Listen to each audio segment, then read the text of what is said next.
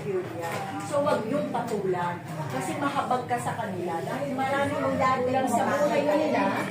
Maraming kulang sa buhay nila. Nasaktan sila, kaya unawaan natin. Ako parang, diyan ko yata na ano yan eh. Unawain yung taong ito.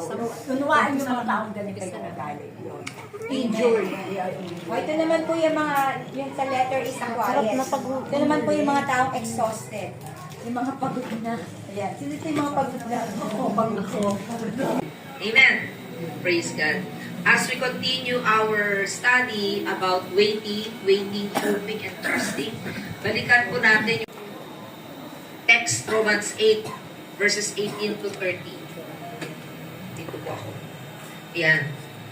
Waiting, hoping, pinapupurihan, inaawitan.